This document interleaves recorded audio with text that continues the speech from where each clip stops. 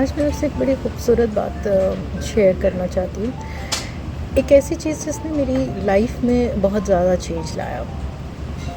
ایک شخص مسجد میں بیٹھ کے بہت زیادہ رو رہا ہوتا ہے، تو اس کے پاس عالم آتے ہیں، اس سے پوچھتے ہیں کہ تمہارے دکھ کی وجہ کیا ہے؟ تو وہ کہتا ہے کہ میرا دکھ یہ ہے کہ مجھے لوگ دھوکہ دیتے ہیں اور مجھے تکلیف دیتے ہیں۔ تو انہوں نے کہا کہ تم اس کو ایسا کیوں سوچتے ہو؟ اس کو ایسا سوچو کہ یہ جو سب لوگ تمہاری زندگی میں آتے ہیں نا، ان کی زندگی میں کوئی نہ کوئی کمیاں ہوتی ہیں، اور وہ کمی ان کو کسی نہ کسی سے پوری کرنی ہوتی ہے۔ تو تم وہ انسان ہو جس میں کسی کو پیسہ چاہیے تو وہ پیسے کی تم سے مدد لیتا ہے، کسی کو کیئر چاہیے، کسی کو محبت چاہیے، یہ سب چیزیں وہ تمہارے سے آ کے لیتا ہے اور وہ اپنی زندگی کو مکمل کرتا ہے۔ تو تم تو ایک بلیسڈ انسان ہو کہ تم ان کی اس کمیوں کو مکمل کرتے ہو۔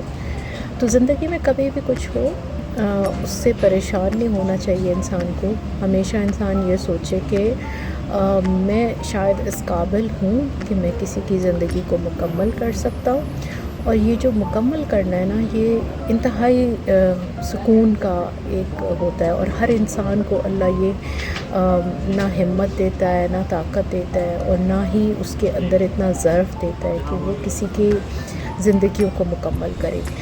ایسا نہیں ہوتا کہ لوگ آپ کو دھوکہ دیتے ہیں یا لوگ آپ کو تکلیف دیتے ہیں تو آپ انسان نہیں ہیں کہ آپ کو تکلیف نہیں ہوگی۔ آپ کو تکلیف ہوتی ہے، بہت زیادہ ہوتی ہے، لیکن وہ تکلیف جب آپ سمجھ کے کرتے ہیں نا، تو وہ اس حد تک تکلیف نہیں ہوتی جس حد تک آپ نہ سمجھ کے کر رہے ہوتے ہیں۔ تو خوش رہیں اور اپنی زندگی میں کوشش کریں کہ پازیٹیوٹی لے کر آئیں، کیونکہ انسان جیسا سوچتا ہے نا زندگی میں ویسا ہوتا ہے۔